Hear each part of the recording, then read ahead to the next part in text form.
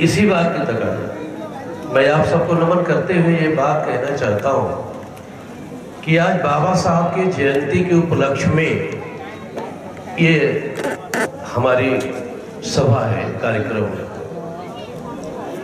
देखिए, बाबा साहब की जयंती मनाते हैं तो उनके जीवन से ही सीखते हैं। मनुष्य कोई जिंदा होता है तो बालक के रूप में होता है, वो उस समय कुछ करता होता नहीं है। कोई भी व्यक्ति, छोटा बच्चा अगर पैदा हो जाए तो उसका क्या रोल है? उसका इस धरती पर पैदा होना ही उसका एक रोल है। लेकिन बाबा साहब जब पैदा होकर के अंतिम जीवन तक पूरे जीवन को समाज के लिए मूल्य को चुका दिया। हजारों बाबा साहब जैसे लोग होंगे क्या समाज में? जिस समय बाबा साहब पैदा हुए होंगे उस समय लोग नहीं होंगे क्या? हजारों लोग होंगे। लेकिन क्यों बाबा साहब की याद करते हैं? क्यों भगत सिंह की याद करते हैं? क्यों देश में संत रैदास को याद करते हैं? इसलिए याद करते हैं कि जो मनुष्य समाज की खातिर, जरा पीछे बात मत करिए, अगर कुछ बात को थोड़ी हमारी, हम लोग तो बहुत पूर्वांचल बैकवर्ड माना जाता है ना, इसलिए थोड़ी बात सुन लीजिए बैकवर्डों की। तो हम किसी भी मनुष्य को क्यों मानते हैं?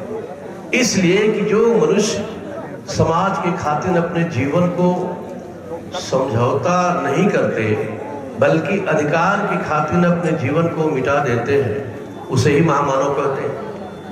कितना लंबा है, कितना चौड़ा है, उसको तो उसकी कोई अर्हता नहीं है।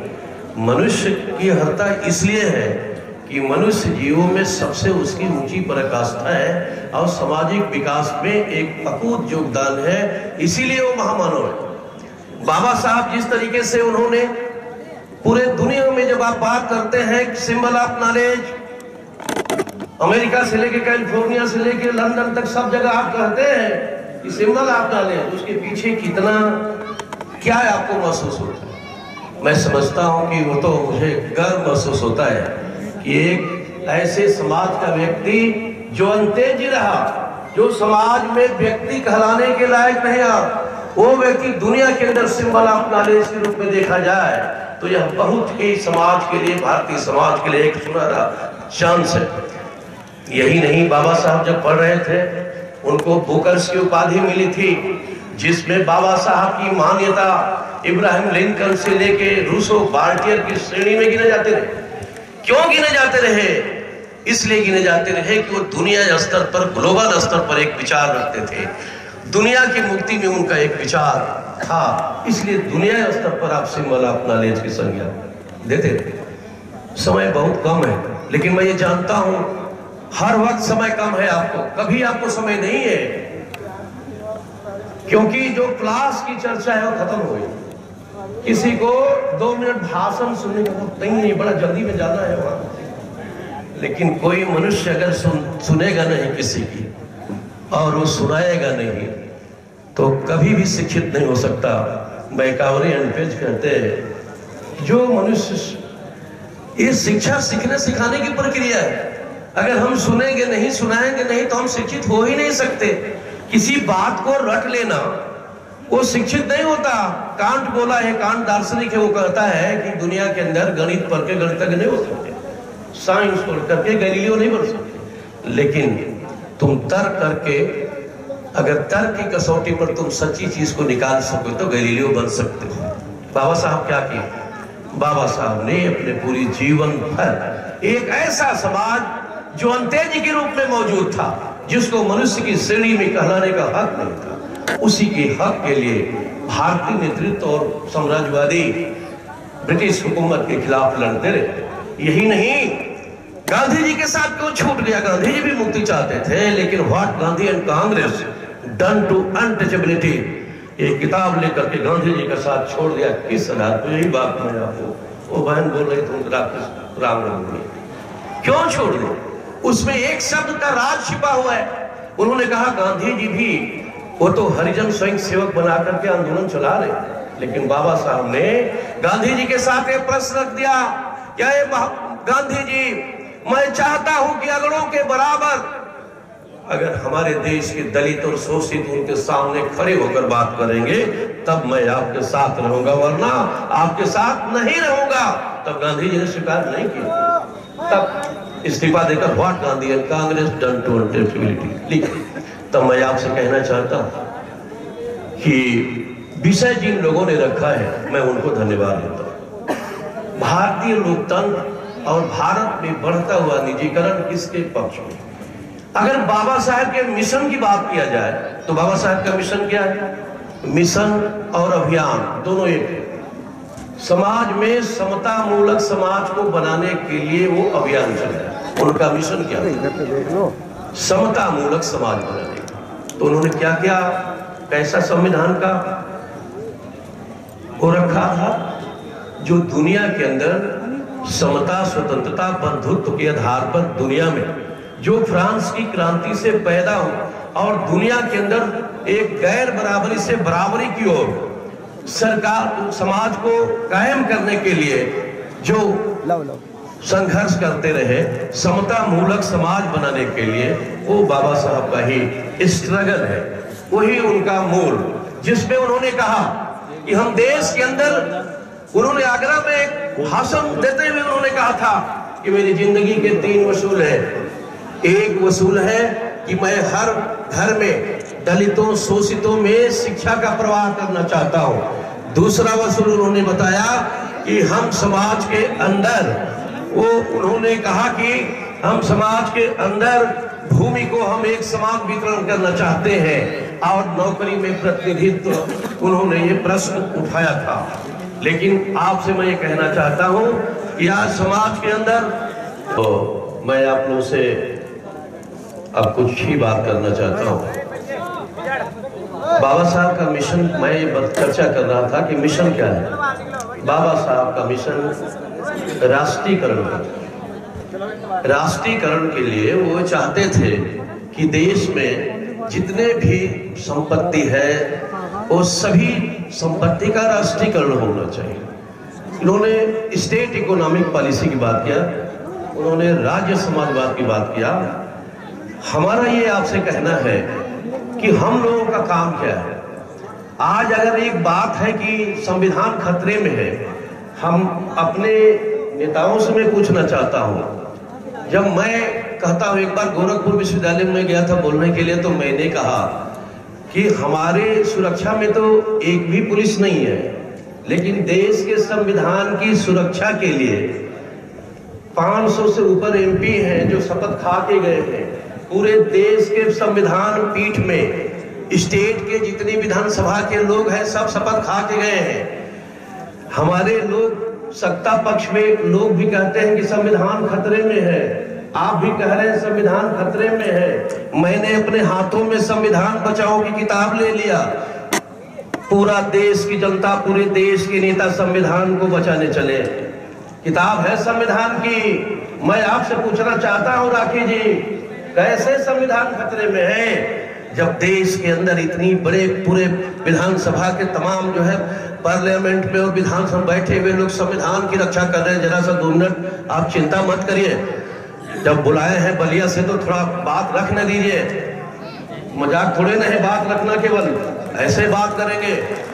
नहीं बोलूंगा, क्या बात है, हम बोलने के लिए आया हूँ या बलिया से बुलाया है, आया हूँ, कौन जानता हूँ मैं क्या है। इसलिए मैं आपसे कहना चाहता हूँ कि संविधान खतरे में कैसे है। मैं पूछना चाहता हूँ, मंत्री जी 2 लोग बैठे हुए हैं क्या? सभी लोग जिस संविधान के लिए रक्षा में, सुरक्षा में देश की आर्मी से लेके पुलिस, एमएलए, एमपी सब बैठे, और विपक्ष भी कह रहा है संविधान खतरे में और पक्ष भी कह रहा है संविधान खतरे। आप बताओ ना कैसे खतरे में है राखी जी, बोलो। कौन बताएगा कि देश के अंदर संविधान खतरे में है? अभी बचाने के लिए चले हैं तो संविधान बच क्यों नहीं रहे? समझते हैं यार कैसे? यही तो मेरा प्रश्न है। जब आपने रख दिया है विषय, तब मैं आपसे कहना चाहता हूं, बाबा साहब ने 1949 में 25 नवंबर 1949 में कहा था, संसद में पार्लियामेंट का भाषण है, सबके पास होगा, सुन लो। अगर कोई बाबा साहब को सचमुच, तुम बाबा साहब से अगर मजाक नहीं करते हो तो सुन लो बाबा साहब क्या कहते हैं। बाबा साहब ने कहा था 25 नवंबर 1949 में भाषण देते हुए उन्होंने कहा था कि जब देश के अंदर संविधान से ऊपर कुछ लोग अपने जातीय मानसिकता को धार्मिक मानसिकता से ऊपर समझने लगते हैं, तब संविधान खतरे में होता। जरा पढ़ लो। देश के अंदर राष्ट्रीयकरण चाहते थे और देश कहां जा रहा है आपने विषय रख दिया है। बहुत अच्छा, राष्ट्रीयकरण चाहते थे कि देश की सारी संपत्ति सरकार के हाथ में नियंत्रण हो गई। यही तो है राष्ट्रीयकरण का सपना। अब क्या हो गया? कहां चला जा रहा है भारत? निजीकरण हो गया, शिक्षा को निजीकरण हाथों में दे दिया गया। किसी ने आवाज उठाया, बाबा साहब शिक्षा का तो राष्ट्रीयकरण चाहते थे, शिक्षा निजीकरण में क्यों चला गया? ये है खतरा, ये है संवैधानिक खतरा। इसलिए मैं आपसे कहना चाहता हूं, जो बाबा साहब कहते हैं कि शिक्षा को लेकर के शेरनी का दूध पी करके एक शेर दहाड़ता है और शिक्षा को लेकर के ये मनुष्य दहाड़ेगा। जो सदियों से गिरे हुए लोग थे वो जंगल में दहाड़ेगा, लेकिन आज शिक्षा ही छीन लेगा। किसी को चिंता है? उपदेश तो है, शिक्षित बनो, संगठित हो, संघर्ष करो। और कौन 20,000 देकर कि इसमें जो गरीब माताएं बहनें उनसे पूछना है, ये नौजवान है उनसे पूछना चाहता हूं कि ये प्राइवेट स्कूलों में जो शुल्क बढ़ गई है, विश्वविद्यालयों में, अभी इलाहाबाद में एक विश्वविद्यालय में 1 महीना आंदोलन चला, विद्यार्थियों ने 40,000 फीस हो गई। बीए की मैं उसी इलाहाबाद यूनिवर्सिटी से पढ़ा हूं। कौन पढ़ेगा? इस पर कोई चर्चा है? उपदेश तो हम दे के चले जाएंगे आपको कि शिक्षित बनना, संगठित होना, संघर्ष करना, लेकिन एक गरीब माँ बाप जो पढ़ा नहीं पाएंगे उसके लिए क्या बोल के चले जाएंगे? इसलिए मैं आपसे कहना चाहता हूं कि संविधान को खतरे में डाल रहे हैं। कौन डाल रहा है आप समझते हैं? कौन डाल रहा है? लोकतंत्र के अधिकार छीने जा रहे हैं। हमारे गाजीपुर के एक आदमी बैठे हुए, एक लड़की थी, गाना गाती है, सपना बहुत किसी ने सुना होगा, बाबा साहब की मिशन। 6 महीना उसको हाउस अरेस्ट किया गया। किस लिए? कुछ गीत गा। एक नेहा राठौर है, महिला है, गाती है, तो सरकार कहती है कि बेरोजगारों को उकसा है, इसको जेल में भेज दो। और मैं करीब 20 दिन में हाउस अरेस्ट खुद मैं रहा। डीजीपी उत्तर प्रदेश के कहे कि राघवेंद्र को हाउस अरेस्ट करके रखो, घर से निकलने मत दो, ये मजदूरों और किसानों को उकसा रहे हैं, ये लेबर एक्ट के खिलाफ बोल रहे हैं, जिस कानून को बाबा साहब ने बनवाया था। और लेबर एक्ट ला करके हमारे सभी लोगों के लेबर का अधिकार छीन लिया गया। आप तो गा रहे हैं संविधान खतरे में है। ऐसे ही जब सब अधिकार छीन लिया जाएगा तो डेमोक्रेसी नथिंग हो जाएगी, तब संविधान खतरे में रह जाएगा। तो खतरे में कौन डाल रहा है भाई? हम वो बहुत फूहड़ कहानी नहीं कहना चाहता, लेकिन खतरे में कौन डाल रहा है? इसलिए मैं कहना चाहता हूं कि खतरे में अगर कोई डाल रहा हो तो खतरे से बचने के लिए जो खेलता है वही असली खिलाड़ी होता है, वही असली बाबा साहब का वारिस हो सकता है, वरना बाबा साहब का वारिस कहलाने का हकदार हम भी नहीं है और न आप है। इसलिए मैं आपसे कहना चाहता हूं, जब आप शोषित शब्द का इस्तेमाल करते हैं तो शोषित शब्द की मुक्ति के लिए आगे आना। इसलिए अंतिम बात मैं कहना चाहता हूं, बाबा साहब क्या बोले? बाबा साहब बोले थे कि देश के अंदर राजनीतिक आजादी मिल गई है, लेकिन अभी देश में तमाम अंधविश्वास, पुरोहितवादी संस्कृति और पूंजीवाद को फौरन मिटा देना होगा। अगर हिम्मत है, साहस है, तो बाबा साहब के मिशन को बोलो ना। धर्म मनुष्य के लिए नहीं है, बाबा साहब लिखे हैं मनुष्य धर्म के लिए। बहन जी कह रही थी कि अगर हमको शंकराचार्य बना दे, हमारा पैर धो के पिए, हमको तो कुछ भी बना देंगे तो हम नहीं बन सकता। इसलिए कि पैर धो के पीना भी अंधविश्वास है और बाबा साहब किसी भी कीमत पर वो किसी भी अंधविश्वास को बढ़ावा नहीं देते थे। इसलिए अंतिम बात कहना चाहता हूं कि तथागत बुद्ध, अगर कोई कहता है कि हम बुद्ध के वारिस हैं, तो मैं उनसे कहना चाहता हूं, गुरु बुद्ध ने कहा था, बुद्ध ने दुनिया के अंदर वास्तव में विश्व गुरु बनने का अगर ख्वाब जीता है, खिताब जीता, तो बुद्ध के दर्शन न जीता। मैंने जानता हूं दुनिया के अंदर देकार्त से लेके स्पिनोजा, लाइबनिज, कांट, ह्यूमन, फायरबाफ और हेगेल जैसा दुनिया के अंदर ईश्वर कहाँ है रहता है, उसकी खोज में जीवन बिताया। और बुद्ध ने क्या कह दिया? उन्होंने कहा 4 यार दुख है। दुख का कारण है, निवारण है। यही तो फिलॉसफी, इसी फिलॉसफी में पूरा दुनिया का संसार घूम रहा। कहाँ घूम रहे? इसलिए मैं आपसे कहना चाहता हूं कि अगर बुद्ध के बारिश हो तो बुद्ध के बारिश हैं, तो बुद्ध का एक करुणा है और बुद्ध का एक क्रांतिकारी आंदोलन भी, एक अंधविश्वास के खिलाफ वो आंदोलन है, क्रांति है। इसलिए किसी अंधविश्वास ने आपको गुलाम बना के रखा। यही पुरोहितवादी संस्कृति ने मनुष्य को तेज कहा। गोलमेज कॉन्फ्रेंस में बाबा साहब ने क्या उठाया था? गांधी जी, हम तेज हैं, मैं आपके साथ नहीं, यही दो सवाल उठाया था। इसलिए मैं आपसे कहना चाहता हूं कि अंधविश्वास पर आधारित राजनीति को हम किसी भी कीमत पर नहीं हम स्वीकार कर सकते। इसलिए कि मनुष्य का जो विकास है वो अंधविश्वास से नहीं हुआ, वो विज्ञान संबद्ध विकास से हुआ। इसलिए अंतिम बात मैं कहना चाहता हूं कि मेरे साथियों, आज आपसे कहना चाहता हूं कि संविधान के मुताबिक बाबा साहब ने कहा है कि अगर देश के अंदर विषमता मिटाना, अंतिम बात 1 मिनट में कहकर खत्म करूंगा, आप बढ़ाइए नहीं। बाबा साहब ने कहा कि मेरी जिंदगी में मैं ये चाहता हूं कि जिस तरीके से मनुष्य का एक मत का अधिकार दूसरे मनुष्य का बराबर होता है, समझ लिया आपकी भावना, उसी तरीके से जमीन में भी one man one rank file write होगा। उसी तरीके से मेरी अंतिम इच्छा है कि देश के अंदर राष्ट्रीयकरण हो और जिस तरीके से एक व्यक्ति का अधिकार दूसरे व्यक्ति का अधिकार है वोट देने का, उसी तरीके से जमीन और जायदाद को किसी ने लेके नहीं आया है, उसी तरीके से अधिकार हर इंसान का हो। यही तो मेरा सपना है। इसी सपना को पूरा नहीं हुआ है तो आगे बढ़ो, यही है बाबा साहब के सपनों को पूरा करना। इन्हीं बातों के साथ मैं अपनी बात को समाप्त करते हैं। मैं माताओं बहनों सभी लोगों का नमन करता हूं और अंत में उदाहरण देते हुए अपनी बात को खत्म करता हूं कि सम्मान के लिए राष्ट्र की लड़ाई हर मनुष्य के लिए सबसे ऊंचा होता है, लेकिन राष्ट्र की अभिव्यक्ति वही है कि अगर देश का एक बेटा भी अगर बीमारी से मर जाता है तो समझो कि राष्ट्र बीमार है।